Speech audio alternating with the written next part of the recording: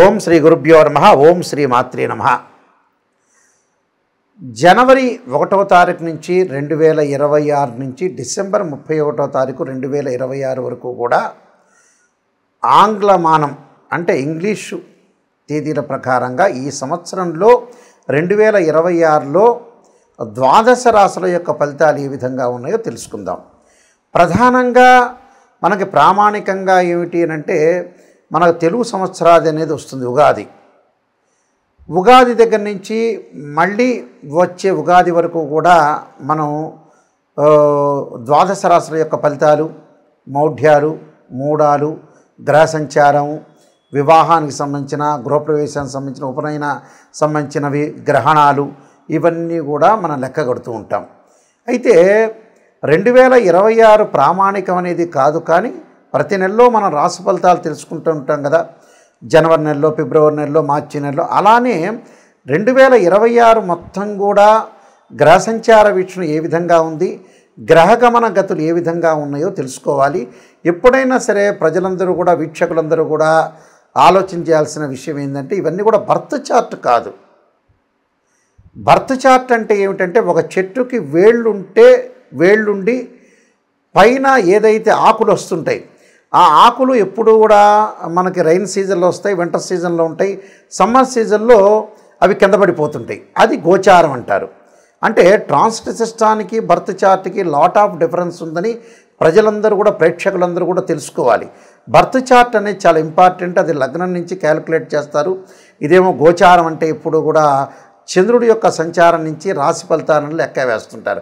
వాళ్ళ యొక్క రాశి నుంచి ఏ స్థానాల్లో ఏ గ్రహాలు ఉన్నాయని మనం సూచిస్తాం. అయితే ఇక్కడ ఎందుకు చూస్తున్నారు గోచారాన్ని అంటే ముఖ్యంగా ఎంత కృషి చేసినా ఆవగిందంత అదృష్టం ఉండాలంటారు.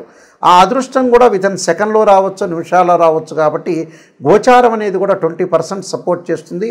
80% ఎప్పుడు కూడా బర్త్ చార్ట్ అనేది సపోర్ట్ చేస్తుంది. అయితే 2026లో ముఖ్యంగా మనకి గ్రహగమన గతులైన గురువు, శని, రాహుకేతులు, మిగతా గ్రహాలన్నీ కూడా ఏ విధంగా ఉన్నాయో ఒకసారి తెలుసుకుందాం. ఈ 2026లో త్రిగ్రహ కూటాలు, అలానే చాతుర్గ్రహ కూటమి, పంచగ్రహ కూటాలు కూడా కొన్ని గ్రహాల యొక్క కంజంక్షన్ అనేది ఏర్పడింది.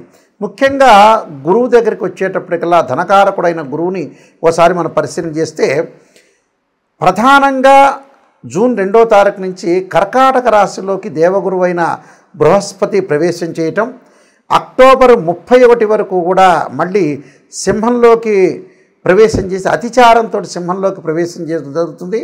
మళ్ళీ ముఖ్యంగా ప్రధానంగా డిసెంబర్ 18వ తారీఖున అదే సింహరాశిలో వక్రగతి. అంటే అదే సింహరాశిలో అతిచారము, వక్రగతి.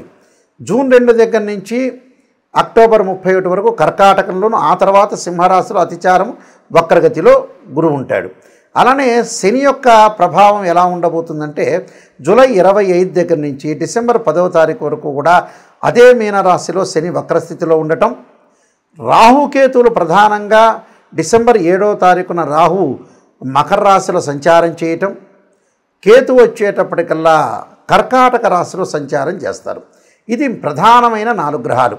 మిగతావన్నీ కూడా రవి, బుధ, శుక్రగ్రహాలు నెల రోజులకు ఒకసారి ఒక రాశి నుంచి మరొక రాశికి మారటం, కుజుడు 45 రోజుల పాటు, చంద్రుడు 2.5 రోజుల పాటు మారుతారు. ఈ ద్వాదశ రాశుల యొక్క ఫలితాలు ఏ విధంగా ఉన్నాయో 2026లో ఒకసారి తెలుసుకుందాం.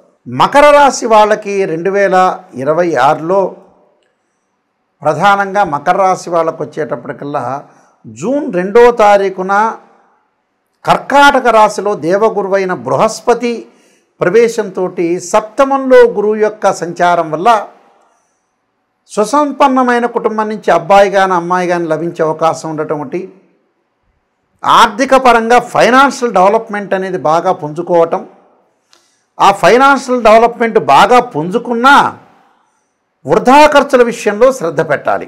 అంటే 30% వీళ్ళకు వృధా ఖర్చులు అయ్యే అవకాశాలు ఎక్కువ ఉంటాయి. 70% మంచి విషయాల ఖర్చు అవుతాయి. కాబట్టి ఆ 30% కూడా తగ్గించుకోండి. అంటే ఎప్పటి వరకు బాగుంటుంది అనంటే జూన్ 2వ తారీఖు నుంచి అక్టోబర్ 31 వరకు మాత్రమే బాగుంటుంది. అంటే సప్తమ స్థానంలో ఉంటాడు. మళ్ళీ అక్టోబర్ 31 నుంచి డబ్బులు ఖర్చు అయ్యే సూచనలు ఉంటాయి. అంటే అక్టోబర్ 31 నుంచి డిసెంబర్ వరకు జాగ్రత్త ఉండండి. అంటే టోటల్గా నేను ఒక మెన్షన్ చేస్తున్నాను, క్లారిటీగా మీరు వినండి. జూన్ 1వ తారీఖు వరకు, అంటే జనవరి 1వ తారీఖు నుంచి జూన్ 1వ తారీఖు వరకు ఫైనాన్షియల్ పరంగా జాగ్రత్త ఉండండి, పొదుపు చేసుకోండి, ఎవరికి డబ్బులు ఇవ్వద్దండి. అలానే ఇంట్లో వాళ్ళకి కాదు, అవుటర్స్కి, అన్నోన్ పర్సన్స్. జూన్ 2 నుంచి అక్టోబర్ 31 వరకు అద్భుతంగా ఉంటుంది. అంటే ఆ టైంలో మీరు ఉద్యోగ ప్రయత్నాలు కానీ అన్నీ చేసుకోండి. ఎందుకంటే సప్తమ స్థానాల్లో వస్తాడు. వ్యయాధిపతి తృతీయాధిపతి అయిన గురువు కర్కాటక రాశిలో ఉండటం వల్ల నూతన వ్యాపారాలు అలాంటివన్నీ కూడా మీరు చేసుకోవచ్చు. మళ్ళీ అక్టోబరు ఏదైతే 31 తర్వాత మటుకు 80% కూడా నూతన వ్యాపారాలు చేయొద్దండి. డబ్బు విషయంలో కూడా అక్టోబర్ 31 నుంచి డిసెంబర్ వరకు డబ్బు విషయంలో కూడా ప్రధానంగా జాగ్రత్త వహించడం మంచిది.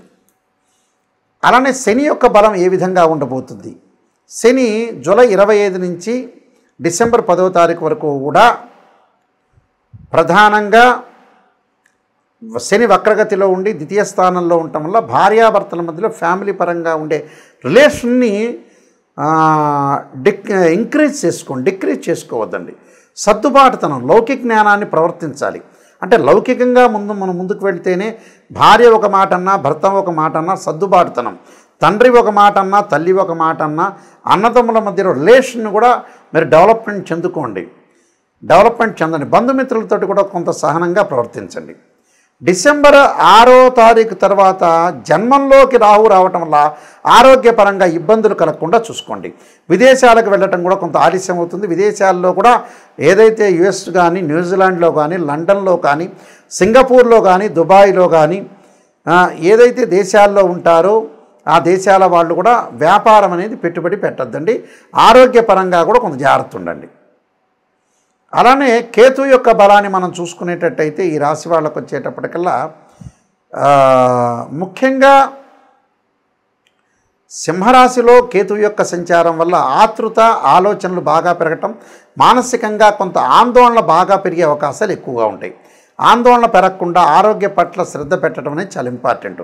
డిసెంబర్ 7వ తారీఖు నుంచి కూడా ఏదైతే కేతు కర్కాటక రాశిలో సంచారం చేయటం వల్ల కూడా వివాహపరంగా కానీ ప్రయత్నాలు వెనక్కి వెళ్ళే అవకాశాలు ఎక్కువ ఉంటాయి.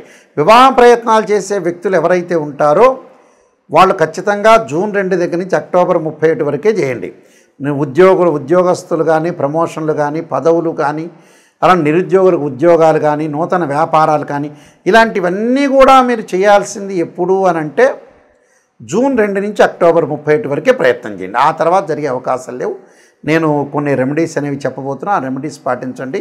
అంటే శుక్రగ్రహాన్ని, బుధగ్రహాన్ని, కుజగ్రహాన్ని, అన్ని గ్రహాలను ఆలోచన చేస్తే ముఖ్యంగా ఈ రాశి వాళ్ళకి ఆర్థిక పరంగా ఉన్న విషయాల్లో కొంత పొదుపు పాటించడం మంచిది. అవమానాలు జరిగినంత మాత్రాన మానసికంగా కుంగిపోవద్దని నేను చెప్పే రెమెడీస్ పాటించండి, మీకు మంచి జరిగే అవకాశాలు ఖచ్చితంగా ఉంటాయి. ఈ రాశి వాళ్ళందరూ కూడా ప్రధానంగా ఉద్యోగానికి భద్రత లేకుండా ఉద్యోగం కావాలనుకున్న వాళ్ళు సూర్యుడి యొక్క ఆరాధన చేయాలి. ఆదిత్యాయుధ్నే సహస్రకిరణాయ ధీమహే తన్నో సూర్య ప్రచోదయాత్ అనే మంత్రాన్ని, ఆరోగ్యపరంగా దీర్ఘకాలిక వ్యాధులు ఇబ్బందులు పడుతున్న వాళ్ళు అంగారకుణ్ణి, శనిని, రవిని ఆరాధన చేయాలి.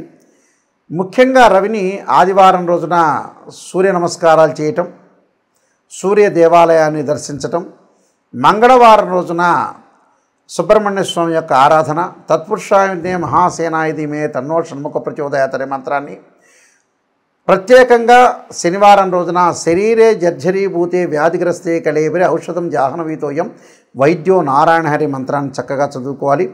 వివాహం కానీ ఎవరైతే స్త్రీలు ఉన్నారో వాళ్ళు ముఖ్యంగా వరపాశుపతాస్త్ర రుద్రాభిషేకం, అఘోర గౌరీ పాశుపతాస్త్ర రుద్రాభిషేకం, అబ్బాయిలు కన్యాపాశుపతాస్త్ర రుద్రాభిషేకం చేసుకోవటం, ధనపరంగా ఇబ్బందులు పడుతున్న వాళ్ళు యక్షాయ కుబేరాయ వైశ్రవణాయ ధనధాన్యాధిపతే ధనం ధాన్యం సమృద్ధిమే దేహిమే దాపైస్వ అనే మంత్రాన్ని చక్కగా చదువుకోవటం. అలానే సంతానపరంగా సంతానం లేదు, సంతానం డెవలప్మెంట్ చెందలేదు, మాకు సంతానం కలగట్లేదనే వ్యక్తులు సంతాన గోపాలకృష్ణ మంత్రాన్ని చదువుకోవాలి. వీలైతే సంతాన గోపాలకృష్ణ యంత్రాన్ని తీసుకొని కూడా పూజ చేసుకోవచ్చు. ధనపరంగా కూడా కుబేర యంత్రాన్ని తీసుకుని కుబేర యంత్రాన్ని కూడా చక్కగా కొన్ని రోజుల పాటు పూజ చేయటం అనేది చాలా ఇంపార్టెంట్. ఇక్కడ ఏదైనా వాస్తు ప్రకారంగా దోషాలున్న వ్యక్తులు మత్స్యంత్రము, వాస్తు యంత్రం, అష్టదిగ్బంధన యంత్రానికి పూజ చేయటము, భూమిలో స్థాపన చేయటం అనేది చేయాలి. అలా ప్రతిదానికి కూడా ఒక పరిష్కార మార్గం అనేది ఉంటుంది. భయభ్రాంతులు చెందాల్సిన పని లేదు. అలానే ఉద్యోగం పరంగా నిలకడ లేదా, లేకపోతే వివాహం కావట్లేదా, ఆరోగ్యపరంగా ఇబ్బందులు కలుగుతున్నాయా, ఫైనాన్షియల్ పరంగా డెవలప్మెంట్ లేకపోతుంది, ఎదుగుదల లేకపోతుందా, అన్నిటికి కూడా మీకు పరిష్కారం ఉంటుంది. ఆ పరిష్కార మార్గానికి తప్పకుండా మీరు మా నెంబర్ కాంటాక్ట్ చేసి మీరు తెలుసుకోవచ్చు. అలానే ప్రతిదానికి బర్త్ చార్ట్ మటుకు చాలా ఇంపార్టెంట్. రాశి ఫలాలు చూస్తున్న ప్రతి ఒక్కళ్ళకి కూడా నాయకంటి మల్లికార్జున శర్మ గారిచ్చే నిజమైన సందేశం ఏంటంటే, మీరు చాలామంది కూడా చూడండి, బుక్స్ చూడండి, ఆస్ట్రాలజీ సంబంధించిన గ్రంథాలు కూడా చూడండి. గోచారం ఎప్పుడు కూడా 20%.